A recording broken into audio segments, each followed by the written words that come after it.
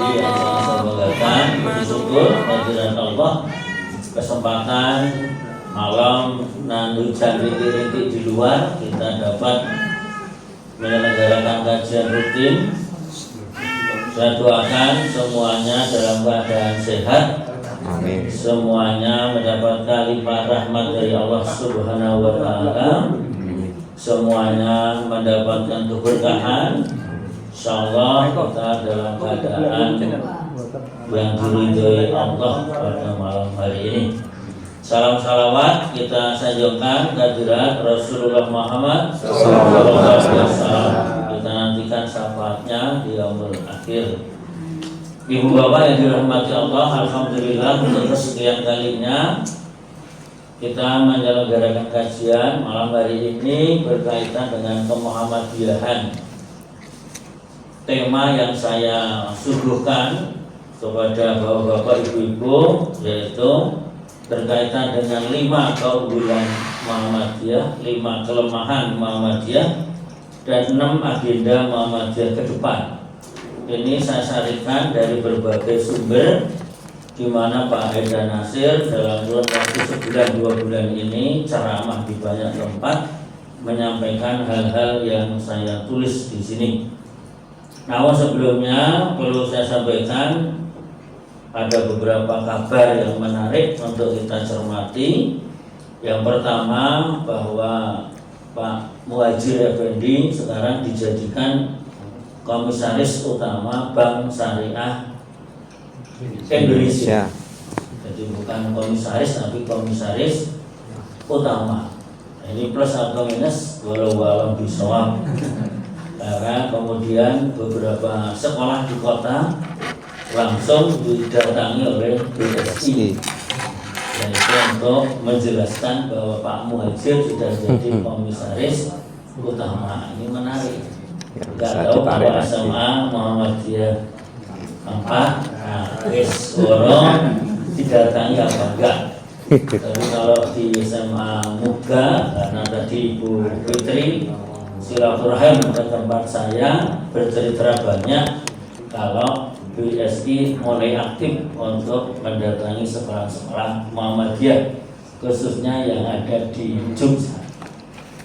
Kemudian yang kedua, aktivitas pimpinan pusat Muhammadiyah yang menonjol belum ada, cuman sebagai Amirul Hajj lewat Muhammadiyah itu nanti Bapak Profesor Samsul Anwar belum berangkat karena berangkatnya biasanya H-7.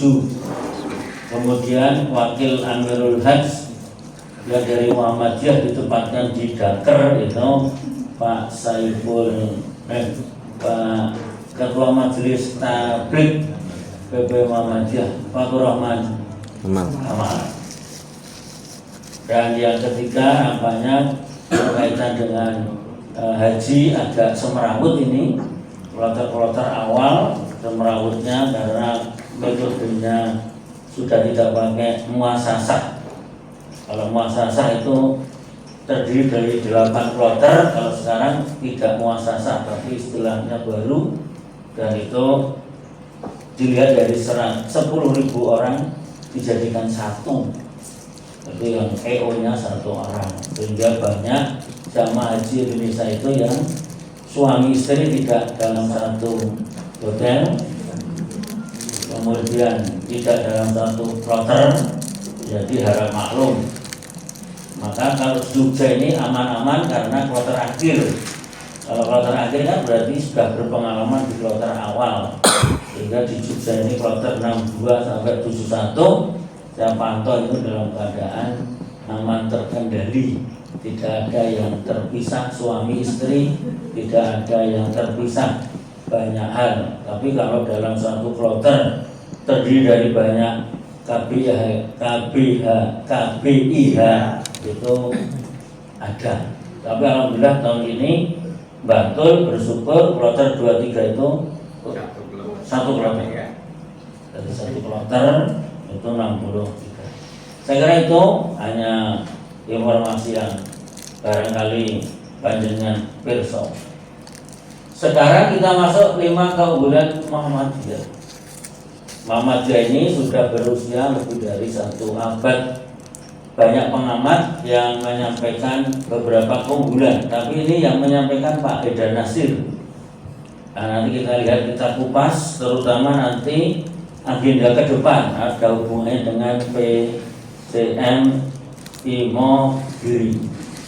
Baik, 5 keunggulan Muhammadiyah dulu. Yang pertama, mari kita lihat mengapa Muhammadiyah itu unggul, karena salah satu sebab paham agama kita ini. Jadi Pak Haidar Nasir menjelaskan bahwa paham agama yang diajarkan oleh Muhammadiyah itu mengembangkan gerakan tasjid dan pembaharuan. Kalau dalam bahasa agak mantaranya purifikasi. Kalau bahasa Pak Busromo Kodas itu ora kanan ora kiri, tegak lurus. Muhammadiyah mengembangkan istihad di situ, sehingga kemajuannya tidak keluar dari roh Islam itu sendiri. Karena tidak keluar dari Islam itu sendiri, maka Muhammadiyah tidak menjadi sekuler, namun juga tidak kembali kepada Islam yang tradisional. Harap maklum, Muhammadiyah lahir dari Kauman itu Jawa yang dekat dengan keraton. Keraton itu dulu ya suka atau tidak suka, ajaran animisme, dinamismenya masih kuat sampai hari ini. Termasuk kalau mau nebang pohon beringin itu harus puasa, harus menggunakan macam-macam. Nah, pada ini musim hujan itu yang di sebelah timur selatan, ini saya dengar dari adik saya, itu ada pohon beringin dan di situ ada tawon gas. Ini menarik ini. Mau dipotong, diperbolehkan, tapi anaknya sultan itu menghendaki tawonnya ampun dipateni ya, judek ini. Ini menarik ini. Kebetulan sekarang adik saya itu kan 8, adik yang nomor 8, adik yang nomor 8 dari saya itu sekarang menjadi nasamu yang disuruh menebangi pohon. Nah, kemarin mau ditebangi untuk nggak ditebang, yang kudu tawane urip, judek. Jadi adik saya mengundang damkar ya wedi. Nah, adik saya wani janjane wis ditebang ra opo ning tak mantene nang dhisik tawane, tapi nggak boleh ya, sekarang nggak ditebang. Dan saya tanya, menarik ini, agak menyimpang dari ini, tapi saya sampaikan biar jenengan tahu. Pohon beringin di kawasan keraton itu jumlahnya 63. Itu ada maknanya ternyata. Usia Nabi. Usianya dari Nabi Rasulullah Muhammad Sallallahu Alaihi Wasallam. Menarik loh, saya baru tahu dari adik saya. Dan adik saya juga SDM kita itu unggul dibanding yang lain. Harap maklum, perguruan tinggi Muhammadiyah sampai hari ini jumlahnya 168. Saya ulangi, perguruan tinggi Muhammadiyah se-Indonesia termasuk PTMA, Muhammadiyah dan AI yang itu 168. Itu mesti banyak menghasilkan yang namanya dokter dan lain-lain. Tapi Pak Haidar kemarin agak marah sehingga mengeluarkan statement, yaitu pimpinan pusat Muhammadiyah tidak boleh memberikan pausa baik itu dokter maupun profesor kepada siapapun. Itu karena memang kontraproduktif, sehingga wakil ketua MPI PP Muhammadiyah, kalau ketuanya kan Profesor Muklas Abro, saya bendaharanya. Wakil ketuanya itu namanya Fatul Wahid. Fatul Wahid itu rektor UII. Rektor UII itu langsung juga menyampaikan, saya tidak mau disebut atau dipanggil profesor, sebut saja Pak Fatul. Itu menarik, karena sekarang ini banyak orang-orang yang menyandang gelar profesor, doktor tapi tidak bisa dipertanggungjawabkan. Salah satunya Pak Bahlil. Tapi Bahlil senang kemarin nyumbang mualimin. Wah, ini tak boleh ngasih Pak dan nyumbang ngasih Pak. Menarik. Nah, makanya kalau kita tidak mengenyam pendidikan, kita tetap saja akan menjadi bangsa yang tertinggal. Tetapi karena kita terdidik, maka kita Muhammadiyah khususnya menjadi unggul, menguasai berbagai bidang sesuai keahliannya. Jadi Muhammadiyah itu banyak doktornya, banyak ahli-ahlinya, walaupun banyak yang mengatakan ulamanya masih kurang. Ya harap maklum karena Pondok Pesantren Muhammadiyah itu awal sebelum MBS Prambanan muncul itu laporannya hanya sekitar 350. Begitu sekarang ada MBS Prambanan, bermuncullah MBS yang lain, sudah ada sekitar 700. Tapi itu kecil. Kalau NU sudah mengklaim punya 30.000 pondok pesantren. Nah itu kita kalah kalau dengan Nahdliyin. Kalau sekolahnya kita menang, tapi sekolah kita itu hanya 13.500. Itu saja sing sewu arep mati. Bersyukur PCM Wonogiri ini sekolahnya bagus-bagus. Mulai dari SMK, SMP ini, SD, SMA saya pandang relatif bagus. Hanya yang SMA yang saya katakan memang belum sehat. Nanti akan jelaskan sehatnya gimana, keunggulannya nanti. Baik, yang ketiga yaitu keunggulan Muhammadiyah adalah bersumber dari sistem organisasi. Jadi kita itu organisasi yang terkuat. Dari mulai sistem yang tidak terpisah, baik dari tingkat pusat hingga ranting, sehingga tidak ada istilah Muhammadiyah tandingan, belum pernah ada. Mari kita lihat. Jadi dari manapun Sabang, Merauke, Muhammadiyah sebagai satu sistem, tidak ada satu sistem pun yang terpisah. Muhammadiyah itu belum pernah ada Muhammadiyah tandingan.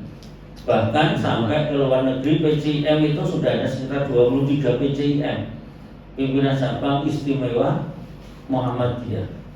Kemudian ada berbagai macam di luar negeri itu belum PCIM sudah mengklaim dia itu ikut serta Muhammadiyah. Ada yang versi Kiai Zaman Dahlan, ada yang menyebut ya Muhammadiyah tidak berafiliasi dengan PP Muhammadiyah Jogja. Tidak apa-apa, tapi ajaran-ajarannya kelihatannya sama. Itu ada di Thailand. Di Thailand itu ada Muhammadiyah, tapi dia tidak menyatakan bergabung dengan PP Muhammadiyah. Tapi kalau ditelusur ternyata cicitnya Kiai Zaman Dahlan itu di sana. Ini menarik. Jadi Muhammadiyah itu kuat organisasinya, maka tidak keliru kemarin ada organisasi-organisasi dunia dimunculkan. Muhammadiyah itu organisasi terkaya di dunia nomor 1. Nah, sing Islam nomor 1. Kalau yang lainnya kan Katolik. Nah, kita nomor 1. Kalau di dalam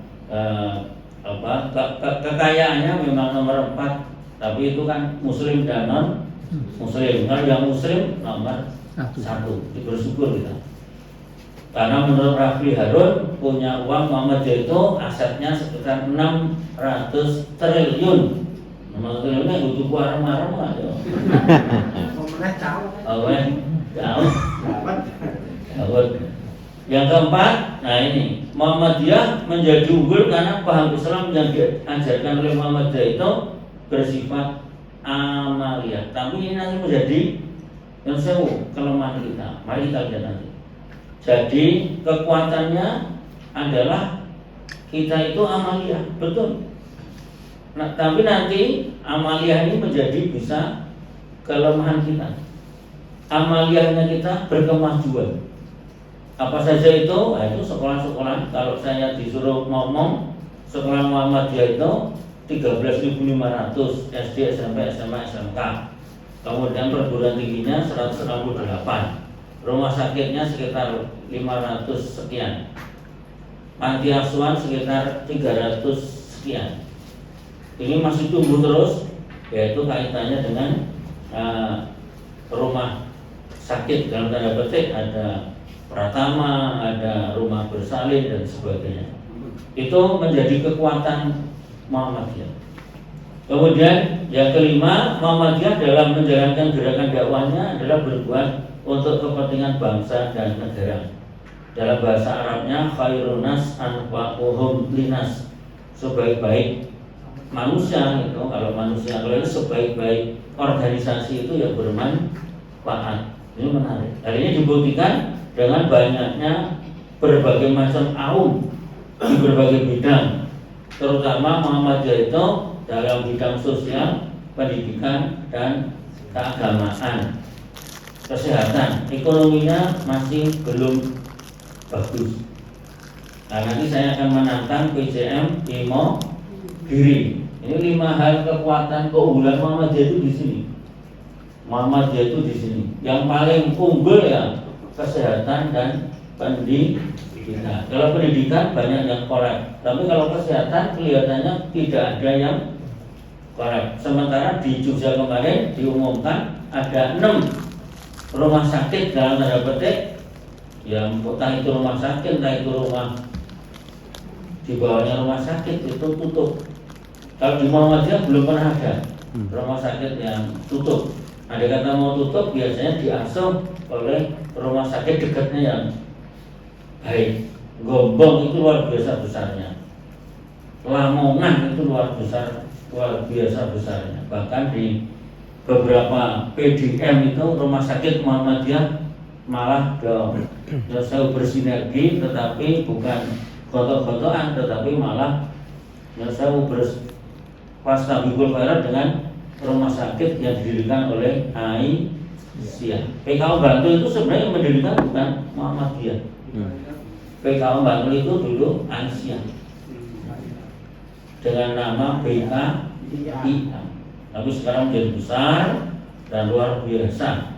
Nah, kalau di luar sana itu malah yang menarik itu dari satu PDM ada 2 rumah sakit, dan itu besar semuanya. Satu dikelola oleh Muhammadiyah, satu oleh Aisyah. Kan menarik. Ini 5 keunggulannya. Nah, sekarang mari kita lihat 5 kelemahan Muhammadiyah. Menarik Ibu Bapak, ini 5 kelemahan Muhammadiyah. Kata orang, tiada gading yang tidak retak. Peribahasa itu pantas dijadikan bahan renungan kita, bahwa setiap sesuatu pasti memiliki kekurangan atau kelemahan. Tidak ada satupun yang sempurna. Kalau sempurna mesti Allah. Demikian juga dengan organisasi Islam terbesar modern namanya Muhammadiyah. Ada 5 hal sekurang-kurangnya kelemahan Muhammadiyah. 1, ini kita kan tadi mengedepankan amalia. Apa yang terjadi? Pak Idar gelisah ketika banyak orang Muhammadiyah disuruh menulis di koran itu enggak muncul-muncul. Kesimpulannya Pak Idar menyatakan sehingga orang-orang Muhammadiyah itu hanya bertumpu pada amaliyahnya, pemikirannya kurang berkembang. Terus dia ngomong, itu Kiai begitu nanti dulu.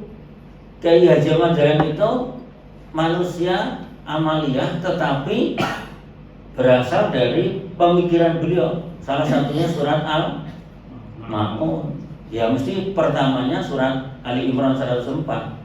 Kalau Kiai Haji Ahmad Dahlan tidak merenung tentang Ali Imran 104, tidak ada Muhammadiyah. Ini banyak yang salah memandang Kiai Haji Ahmad Dahlan itu dikira manusia amaliyah. Betul amaliyah dia, tetapi dia yang saya mau pemikirannya berdasarkan Quran dan Sunnah. Makanya Kiai Haji Ahmad Dahlan pernah ditanya oleh Kiai Hajid. Kiai Hajid itu muridnya. Kiai Hajid itu bapaknya Pak Budi Setiawan. Saya mendapatkan cerita ini dari Pak Budi. Menarik ini. Kiai, kenapa Kiai kok tidak bikin buku? Kan nggak ada. Kiai Haji Ahmad Dahlan itu tidak memiliki buku seperti Pak Idar. Pak Idar itu bukunya lebih dari 50 judul. Kalau nggak salah sudah 70 judul Pak Idar. Tetapi kejaran kan enggak, karena kejaran lain jawab ya orang dosa sembrono. Aku tidak jadi wong edan itu maksudnya saya itu sudah bertemu pada Quran saja, sehingga amaon wal asri itu kan pemikiran dari Kiai Haji Madaran yang dituangkan dengan amaliyah.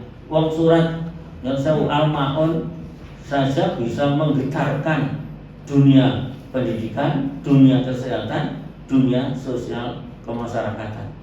Nah ini Pak Haidar itu kalau pas milad Muhammadiyah itu mesti di grup PP menawarkan buat nulis tentang Muhammadiyah, jarang yang kemudian tertuang di dalam surat kabar, entah itu Tempo, entah itu KR, entah itu yang sewu surat-surat kabar yang masih ada itu jarang. Biasanya ya 1-2 orang. Padahal pemikiran Muhammadiyah itu sangat diberi, sehingga ini ditulis sehingga Quran memberikan kontribusi bagi pengembangan pemikiran Islam di Indonesia. Bahkan sekarang ada beberapa ahli yang mengkritisi juga Pak Haidar, tulisannya kok begitu-begitu terus tentang ideologi Muhammadiyah dikembangkan oleh Pak Haidar, tetapi kenyataannya yang lain tidak mau mengembangkan. Nah, oleh sebab itu maka bapak-bapak monggo ini kelemahan, kalau bisa ya di sini pemikiran dari perenungan untuk kemudian kita menjadi yang sewu program yang nyata membumi di PJN, walaupun di situ disebut lebih mengedepankan amaliyah ini, tetapi itu kelemahan malahan. Tetapi kalau kita sudah bisa memahami pemikiran Islam, kemudian kita action, nah itu tidak apa-apa. Baik, itu yang pertama. Yang kedua, yaitu kurangnya kualitas aum. Bapak-bapak, tadi saya kan nyebut, yaitu SMA Muhammadiyah Imo Diri. Ini ada Pak Barjo di sini. Belum begitu menggembirakan. Disebut sehat itu kalau siswanya 300. Nah, 300 ke atas itu sehat. Sementara SD Muhammadiyah Karang Tengah saya anggap sehat. Kemudian SMK Muhammadiyah Imogiri sehat. SMP Muhammadiyah sehat. Sini sehat nih. Salah satu sehat karena bikin aula. Dan ini representatif nyaman. Sekarang agak dingin, tapi bapak-bapak jual kademen yang memang sudah ini. Nek jogo kelas sumuk, nek ini kademen. Itulah manusia berkeluh kesah. Bapak-bapak, kelemahan kita itu ini kurang kualitas aum. Di Jogja saya sampaikan ini ada 9 ini catatan saya. Di Bantul, orang aum pendidikan di Bantul itu 91, semula tahun kemarin masih 92, sudah tutup 1. Di PCM Sewon Utara, nggak usah saya sebut, tutup karena nggak punya murid. Siji, masa ngulang wong siji, gurunya 13. Kemudian yang sehat di Bantul dari 91 itu hanya 26. Sudah saya hitung, yang hitung saya memberikan kriteria sehat 26 itu dari SD, SMP, SMA, SMK. Jumlah muridnya di atas 300 itu saya anggap sehat. Nah, kalau SMK Muhammadiyah Imogiri sudah sehat, tidak sehat lagi itu. Apa ya? Kelemahan sudah bugar ya. Sangat sehat. Nah, perkembangan amal usaha Muhammadiyah yang sangat pesat secara kuantitas belum diimbangi dengan peningkatan kualitas yang sepadan dan merata, sehingga sampai batas tertentu kurang memiliki daya saing tinggi serta kurang memberikan sumbangan yang luas dan inovatif bagi pengembangan kemajuan umat dan bangsa. Bapak-bapak, ibu-ibu, kita prihatin betul. Walaupun jenengan saya beri kabar gembira, di sini sudah sehat dari 4 amal usaha yang saya sebut, 3-nya sehat.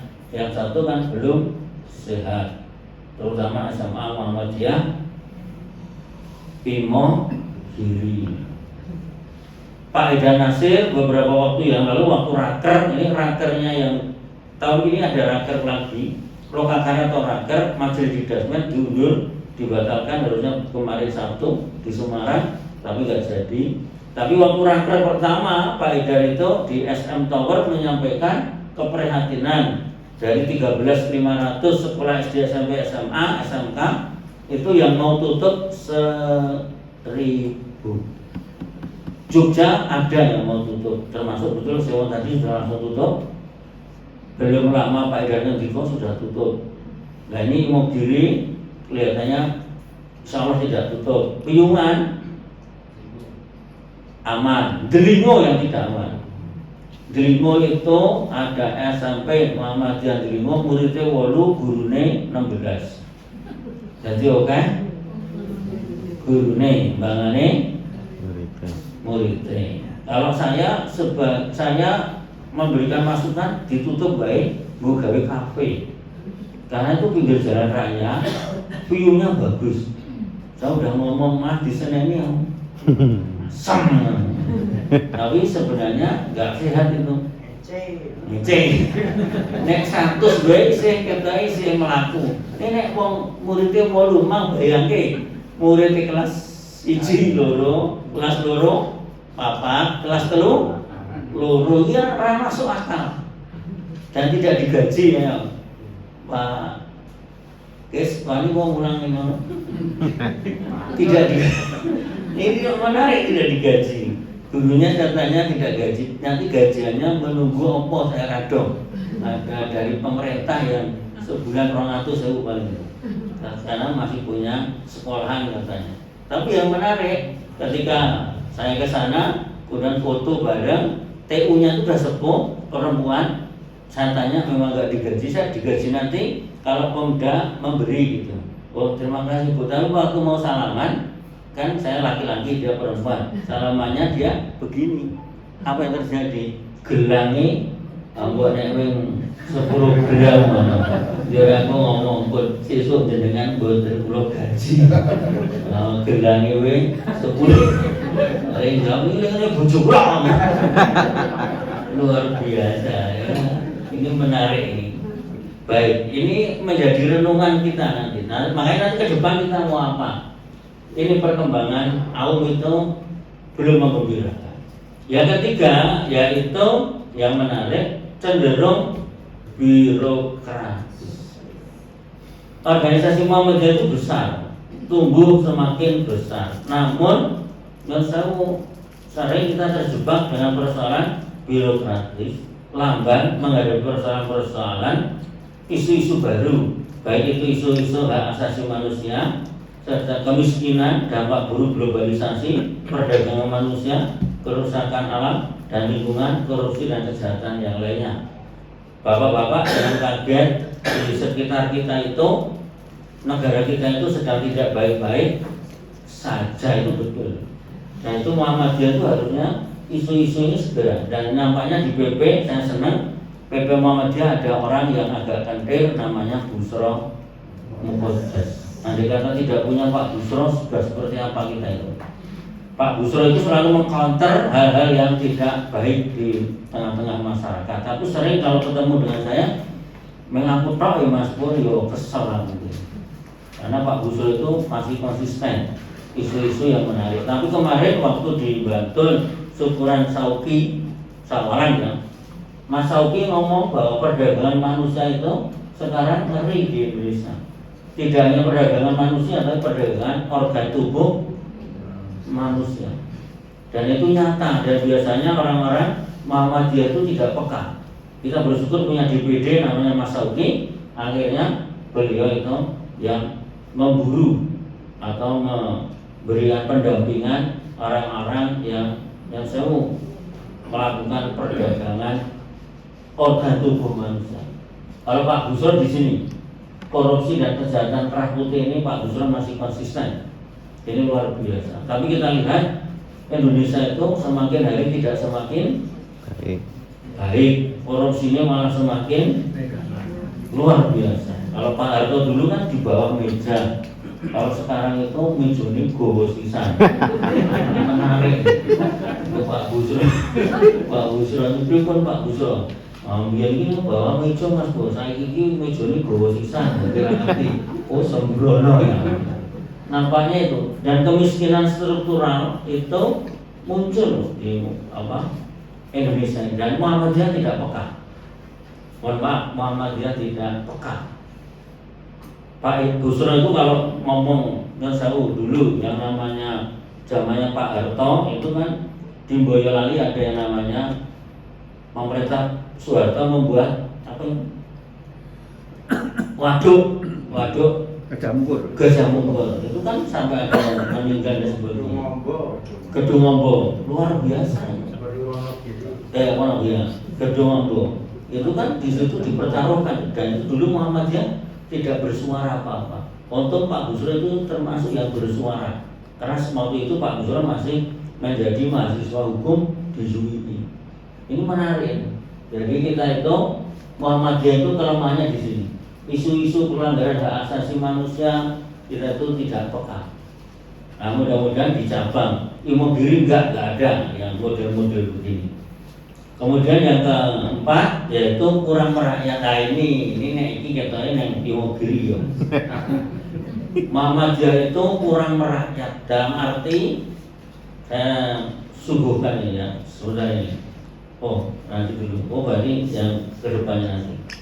Organisasi Muhammadiyah dan ini. Organisasi Muhammadiyah yang sedemikian besar ini dinilai masih belum optimal menyentuh persoalan-persoalan di akar rumput, terutama masalah buruh, nelayan, kaum duafa, serta orang-orang yang tertindas dan pengembangan juga.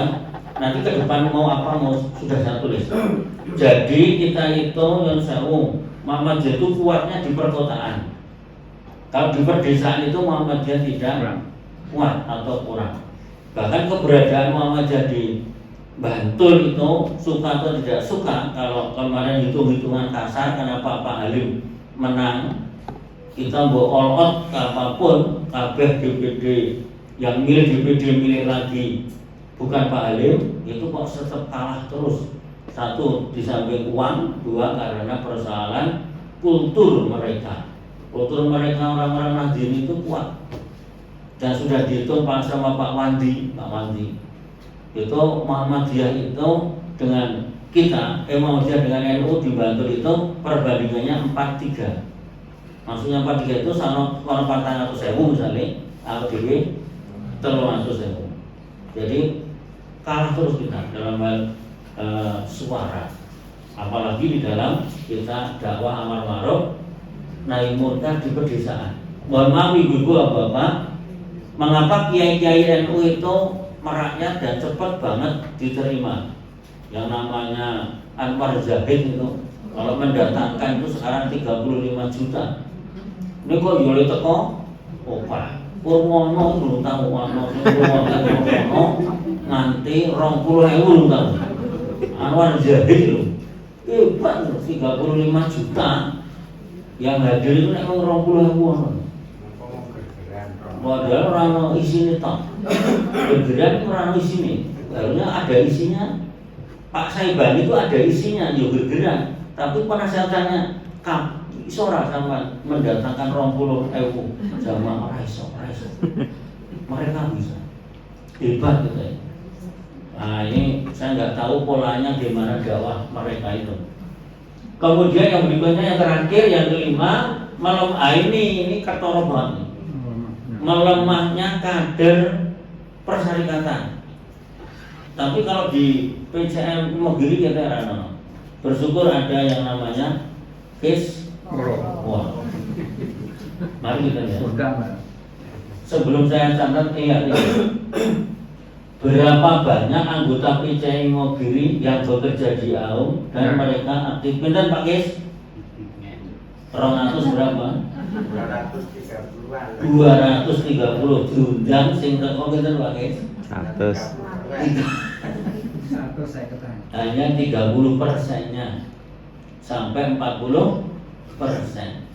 komitmen, kecenderungan melemahnya komitmen ideologi pada sebagian anggota kader pimpinan sehingga kurang atau tidak memberikan kontribusi besar atau optimal bagi kemajuan persyarikatan. Bayangkan kalau yang 230 tadi aktif di PCM IMO diri, kalau nggak bisa aktif badannya ya aktif uangnya itu kan PCM mobilnya tepas-tepas.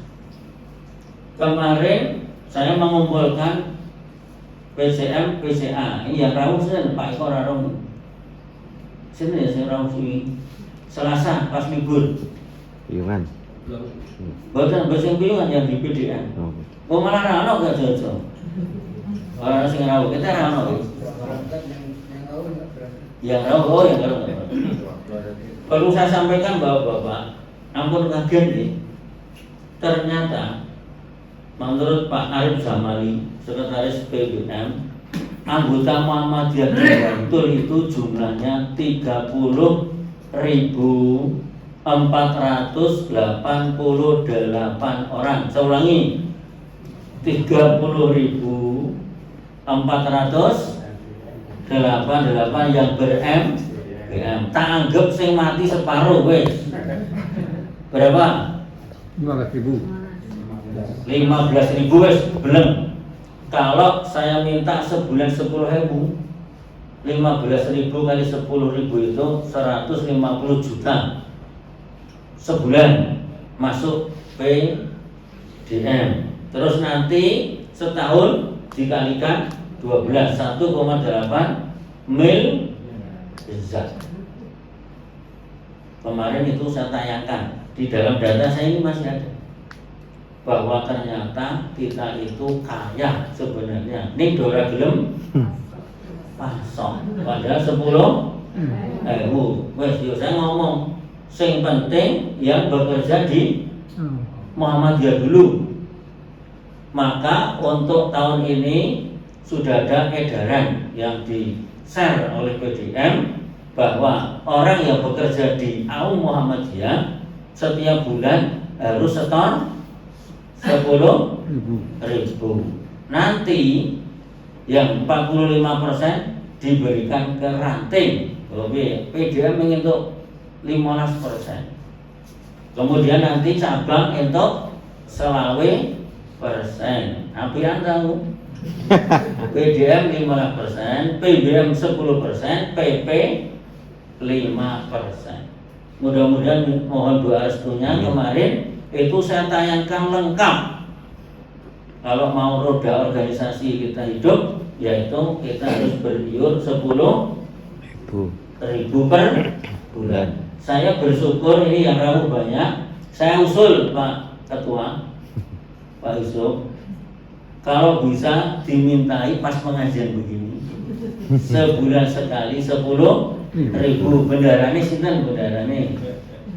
Besok Pak. Bisa. Pak Kis. Ini serius, ini saya serius nih. Pakai suara. Pakai suara, terus pakai suara wae. Supaya komitmen, saya yang ngomong komitmen pada hal keuangan ada dulu wes. Nah apa ya komitmen di dalam hal dan sewu kiprah di PCM IMO diri. Maka Pak Idar kemarin sudah setor 5,4 juta. Karena sejak 25 tahun yang lalu Pak Idar belum setor. Nah kemarin ada yang tanya, Pak Pol, itu keputusan dari daerah Bantul setor 10.000 per bulan mulai kapan? Mulai tahun 2025. Saya putihkan yang dulu-dulu rasa. Nah, ini gitu lagi orang bayar ya. Luar biasa. Mari bapak-bapak, ibu-ibu, ini serius ini. Nanti saya kembalikan uangnya, saya kembalikan ke jenengan-jenengan dalam arti PCM 45% ranting, 25% yaitu cabang. Kota sudah punya 10 miliar dari uang iuran dana ta'awun dan UIS. Kota Jogja punya uang disendirikan 10 miliar. Kemarin rakor bendahara saya ditanya, Pak Pur, bantu biro, saya diam saja dulu. Saya tanya, kota 10 miliar, oh bantu 11 miliar. Gak percaya, bener aku. Nol untuk dana UIS nol. Makanya besok mulai Kamis, ini Kamis, kepala sekolah saya undang Kamis berurutan antri, yaitu untuk menyampaikan presentase RAPBS. Biar nanti tamu saya, kowe harus nyumbang piro. Ini menarik. Baik, ini kelemahan kita ya, Bapak. Sekarang agenda ke depan. 6 agenda Muhammadiyah ke depan. Ini pemikiran saya setelah melihat kelemahan dan kekuatan tadi. Baik. 6 pertama, apapun di Muhammadiyah itu harus kuat ideologinya dan keislamannya. Kalau ini sudah kuat, insyaallah aman kita. Nah, Muhammadiyah kekuatannya di sini. Mau apa lagi kekuatannya? Kalau di dalam bahasa Arabnya itu kan disebutkan yang namanya kita itu tidak boleh berbuat syirik, wa budullah wa la tusyriku bihi syai'an. Sembah Allah, jangan menyentuhkan Allah. Nah, Islam Kiai Haji Ahmad Dahlan itu ya sejak awal tahayyul bid'ah khurafat memang dihilangkan karena ideologinya mereka Islam dan kita ideologi Muhammadiyah. Itu tidak lain adalah ideologi Islam. Peneguhan ini dianggap penting. Saya masih mengungkapkan, masih menggunakan istilah dianggap penting karena selama ini masih banyak kader anggota yang tidak sejalan dengan ideologi Persyarikatan. Padahal jenengan nek pirsa ideologi Persyarikatan itu kan lengkap. Ayo, nih manhaj tarjih sudah lama ada. Apalagi Muqaddimah Dasar Muhammadiyah. Manhaj tarjih itu keputusan-keputusan tarjih yang ada di dalam HPT. Kemudian Muqaddimah Dasar Muhammadiyah. Kalau dengan kita belajar itu kan nyaman itu. Disebutkan anggota Muhammadiyah itu diantarkan ke depan pintu gerbang surga Jannatun.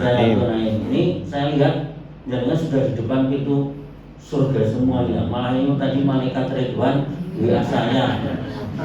Monggo kan kalau mau ada yang mau mendahului, saya bilang dia bijak mawar. Kita pakai suara sengaja seluruh ini.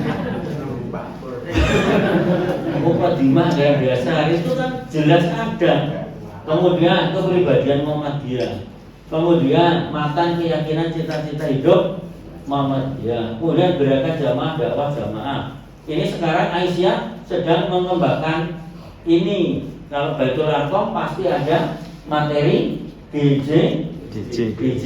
Tahun berapa? Jangan kamu kaget. Ini tahun 1969. Diputuskan di Muktamar Ponorogo. Kemudian diputuskan sidang tanwir di Jogja 1971. 2 tahun berikutnya. Dulu kan Desember. Dulu itu muktamarnya selalu Desember 69, kemudian digodok lagi, baru diputuskan 71. Sudah ada loh sejak tahun 71. Kitab Muhammadiyah. Kemudian pedoman hidup Islami Muhammadiyah itu Muktamar Muhammadiyah Jakarta. Saya yang ngetik ini. Kemudian dakwah kultural ini tahun 2000, yaitu di Bali, sidang tanwir. Kemudian negara Pancasila, Darul Ahli Wasahadah ini ada di Makassar, Muktamar 43 di Makassar. Ini kan menarik. Semuanya sudah ada. Nah ini Ibu Bapak, maka kedepannya pertama saya tulis peneguhan ini. Karena kita sudah punya kaya Muhammadiyah. Bahkan Ustaz Fatur Rahman Kamal itu ngobrol-ngobrol dengan saya menarik. Mas Pur, tolong. Dia itu kalau undang saya kalau nggak Mas Pur ya saya. Tolong saya. Goleke keputusan-keputusan Muhammadiyah yang menyimpang dari Quran dan Sunnah. Kalau ketemu saya cak keluar dari Muhammadiyah. Itu maksudnya dia menyampaikan kepada saya seperti itu dia sudah paham. Mau mengatakan di Muhammadiyah itu lengkap. Terus ono apa-apa, peneguhan ideologi ono, menggari abdi gelem ngecake apa orang kan gitu, menarik. Kemudian yang kedua, ke depan agenda kita, penguatan dan penyebaran pandangan Islam berkemajuan ini banyak yang belum paham. Padahal sudah ada yang namanya 5 landasan Islam berkemajuan. Dulu pernah saya sampaikan. Sebagai organisasi sosial kemajuan bukan parpol, kita itu bukan parpol. Warga dan pimpinan Muhammadiyah selayaknya tidak disibukkan oleh isu-isu yang bukan bidangnya seperti isu politik. Jangan sampai kita terjebak. Ada yang ngurusi politik, monggo. Maka di Muhammadiyah ada lembaga khusus ngomong ke politik, ada apa-apa. Sebaliknya mereka dianggap perlu lebih menyibukkan diri pada isu-isu bersifat keagamaan, din, keagamaan untuk membimbing umat sebagai sembari menghambat adanya pengerasan ideologi Islamisme yang cenderung reaktif, eksklusif dan ekstrim. Sekarang ini banyak ideologi di luar sana yang ekstrim, baik itu ekstrim kiri maupun ekstrim kanan. Itu jelas. Maka Muhammadiyah itu kata Pak Busro, Muhammadiyah itu lentur tetapi tidak luntur, mengalir tapi tidak terbawa arus. Bahasanya Pak Busro gitu. Islam Muhammadiyah itu organisasinya lentur tapi tidak luntur, mengalir tetapi tidak terbawa arus. Menarik ini bahasanya beliau itu. Nah itu Muhammadiyah harusnya begitu, penguatan penyebaran pandangan Islam berkemajuan itu bisa kemudian nanti kita akan menjadi Islam yang benar. Kemudian yang kedua dulu, Muhammadiyah penting hadir secara aktif dalam menyebarluaskan, menawarkan orientasi religius Islam yang di satu pihak dapat menjadi obat penawar kehausan beragama di tubuh umat yang benar secara akidah, ibadah, tetapi juga mampu membimbing umat Islam dalam hal akhlak dan muamalah duniawiyah yang dinamis, mencerahkan dan berkemajuan. Ini saya tulis seperti ini bukan tanpa sebab, bapak-bapak, ibu-ibu. Di luar sana itu orang memahami Islam itu sekarang pokoknya lewat TikTok, lewat Facebook, lewat Google. Jarang gitu. Maka kemudian jarang yang langsung kitab atau langsung ke pondok. Maka jangan kaget, corak pemikiran Islam di Indonesia itu banyak dan itu biasanya aneh-aneh. Maka jangan dira nanti kalau ada nabi lagi yang muncul, nggak harap maklum karena mereka tidak paham. Nah yang ketiga, memperkuat dan memperluas basis umat Islam di akar rumput. Nah ini PCM Bantul, PCM Mogiri punya tugas itu. Mari kita lihat, sudah ada diktumnya. Sejak kecil, sejak masa Kiai Jamal maksudnya. Sejak masa Kiai Jamal komunitas menjadi nyawa Muhammadiyah baik di desa maupun di kota maupun di masjid dan di ranting. Nah ini, maka muncullah dulu DJ, jangan ampun kaget, DJ itu di DJ itu ini bukan 6869, 1969 itu di Ponorogo diputuskan di Jogja pada sidang tanwir. Ini pada Muktamar 69 di Ponorogo, sidang tanwirnya di Jogja diputuskan 1 tahun berikutnya kan 69 Desember. Yang menarik pertama kali di Potorono bangun apa? Kemarin saya ngisi GJDJ di sana. Saya ngomong dulu itu zaman Pak R, ini ketuanya Pak R, itu memutuskan GJDJ itu ada di Potorono. Apa yang terjadi? Lu kok mboten dong iki? Nah, pun padahal itu dulu Pak Harto belajar Dasawisma itu sama Pak AR. Dasawisma itu kan 2-3 tahun setelah munculnya DJ karena Pak AR lapor sama Pak Harto bahwa komunitas Muhammadiyah yang terendah itu bukan ranting. Kaget Pak Harto, loh kok betul ranting Pak AR? Oke, saat ini enten DJ nopo niku 10 omah, 15, kalau redaksinya itu bukan 10, 15 rumah. 15 rumah, kemudian kita Dan saya mau beri pemahaman Islam yang betul. Pak AR lapor sama Pak Harto, yuk Pak Harto kolaborasi tidak 15 tapi 10 dengan istilah dasar Wisma. Kan dulu terkecil RT. RT muncul kemudian dasar Wisma 10 rumah. Kalau Muhammadiyah DJDJ itu 15. Awalnya itu 15 rumah. Nah sekarang di Kasihan ada DJDJ tapi khusus pegawai AUM. PKO Gamping jumlahnya kemarin 45 kalau enggak 60. Pinter dia itu. Nah ini untuk menjembatani bendo film aktif neng Muhammadiyah. Dia pinter itu. Dia kumpulkan 60 orang yang kerja di PKO Gamping, komunitas DJDJ di kecamatan Kasihan. Baru 2 kali pengajian. Kok itu Pak Pur, rapopo tak gajari duit. Sehingga ketika kumpul saya bilang, jenengan komunitas ini kan mengarep kepengen golek surat keterangan aktif. Wis apik jenengan.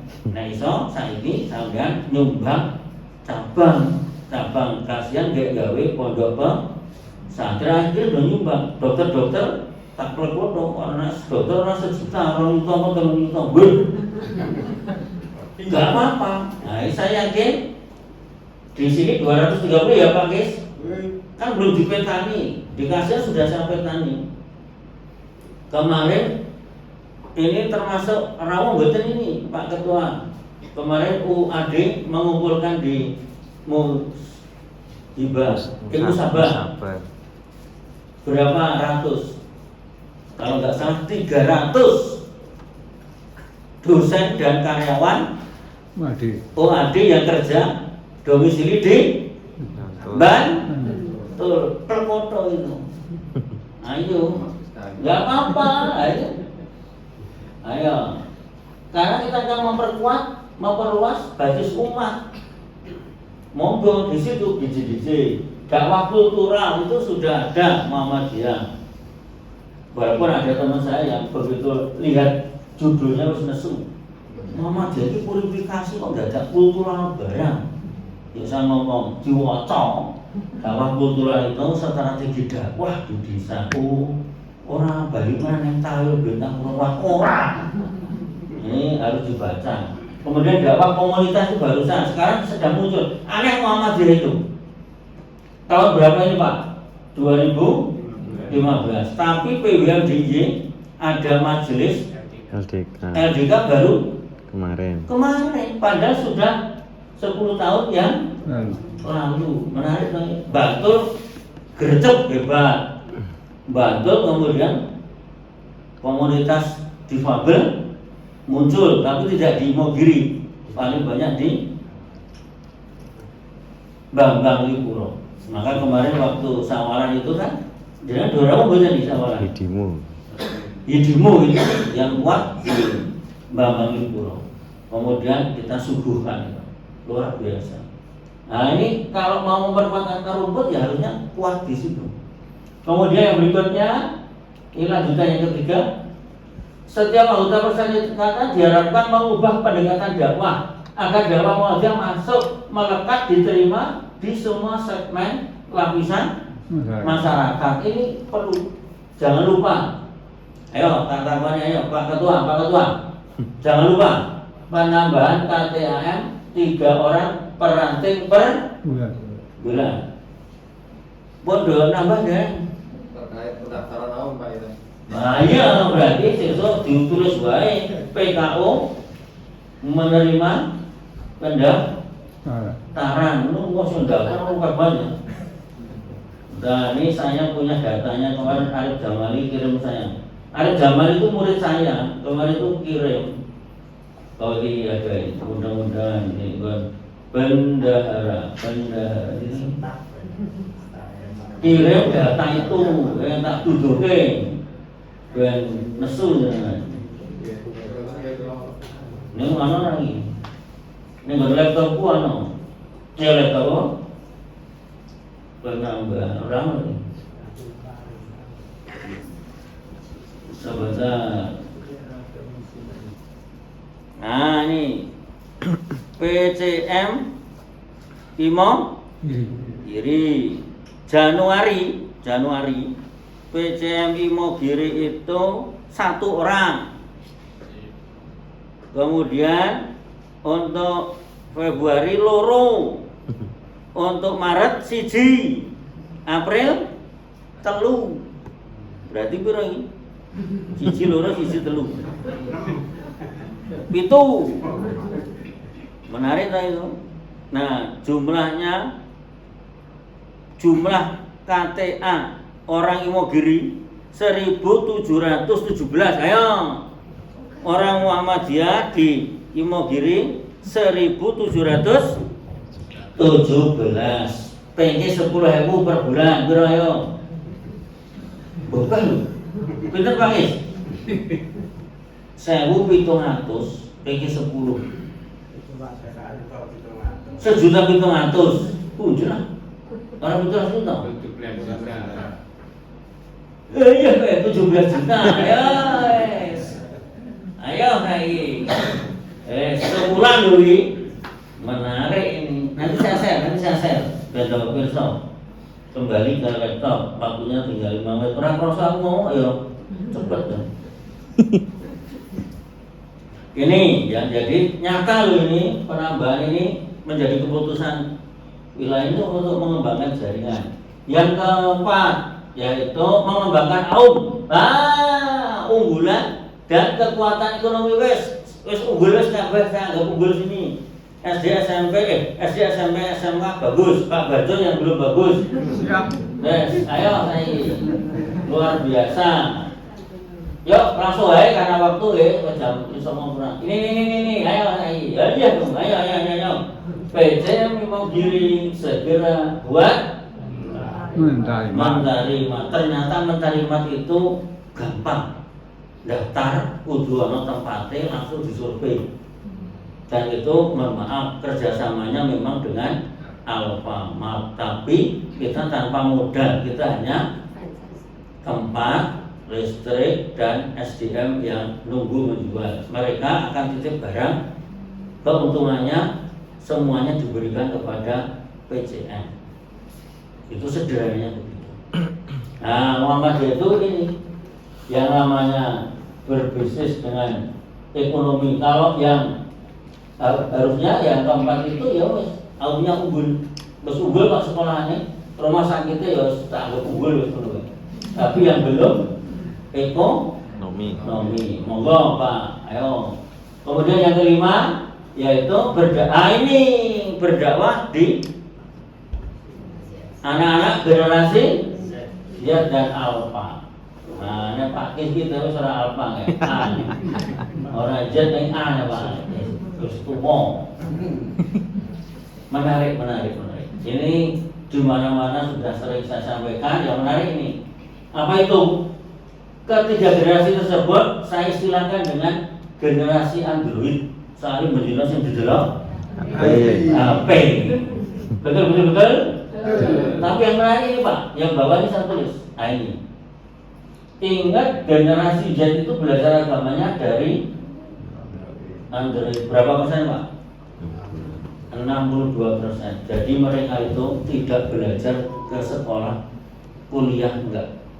Kuliah itu kan kalau dalam satu kita kuliah itu kan pelajaran agamanya kan cuma 2 SKS, gede dewi telung SKS. Baru itu dia sudah boleh dewi.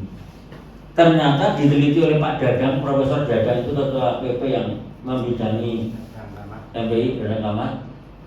Anak-anak muda itu belajar agamanya 62% delok Android. Makanya jangan kaget nanti kalau Salafi itu banyak pengikutnya. Karena ternyata yang menyuguhkan di Android itu Salafi. Muhammadiyah jarang. Itu kesalahan saya sebagai bendera MPI kok orang yang menyuguhkan. Tapi menarik di Muhammadiyah PP itu kita nggak boleh bikin konten. Oke, MPI sing nyebarke, sing gawe konten yaitu majelis takjid. Ternyata majelis takjid tuwa kabeh. Ya wis, kon gawe ora ono iso. Ayo wis menang wis. Majelis tabligh gawe dhewe, mlaku dhewe. Ya wis. Makanya lihat di Android itu jarang Muhammadiyah itu muncul. Terakhir karena waktu, keenam reformasi kaderisasi. Ini saya nulis diaspora kader ini maksudnya penempatan kader-kader Muhammadiyah di pemerintahan. Ini sing paling sengit jenenge Busro Muqaddas. Sengit tenan. Sing paling seneng jenenge Muhajir. Maka Pak Muhajir itu kalau ada kader-kader Muhammadiyah, Pak yang pemerintah seneng. Tapi yang paling sengit Pak Busro. Kesengitan Pak Busro tidak begitu saja, ada alasannya. Banyak kader-kader kita itu yang sewu mlebu pemerintah dolali. Nah wis lali terus ya wis menghalalkan segala cara termasuk pemuda Muhammadiyah itu angel ini. IMM iso angel wis ngono. Jadi itu namanya diaspora kader yang keliru. Maka Pak Busro enggak suka dengan istilah diaspora kader. Saya kan satu grup dengan beliau. Kalau ada diaspora kader itu macam di DC, termasuk kalau ada pemuda IMM itu yang sewu aneh-aneh itu langsung komentar Pak Busro itu mesti ngerkit diri. Nah saya kira itu terakhir ini perlu reformasi kaderisasi Muhammadiyah, perlu apalagi di PCM Imo Giri ini sing rawu ya ngiki terus sepuh wis kemauan makanya tetap bergembira. Nah wadah itu bergembira ini kita kayak Saudi ini yang ini kita isi ganteng aku balik pakai wis kok wis iki wae gua nyem ini dulu saya barusan ngisi tapak suci ya aku ngomong waduh tapak suci ning Muhammadiyah kuwi ora perlu kondang sing penting tapak suci setuju langsung tapak suci ya memang wae orang tahu itu bagus orang diaspora kader ya orang nanti saja bukan mewakili tapak suci tapi mewakili dulu DPD. Saya kira itu sudah jam 9 tidak terasa. Kita mau tak bagi tanya jawab semoga ini bulannya ya Pak. Saya kira itu yang bisa saya sampaikan. Nanti saya kasihkan Pak Eko dan nanti mungkin bisa di-share Pak Isworo gitu. Saya kira itu. Enggak ada yang tanya tuh rasa gitu. Oke, mohon maaf.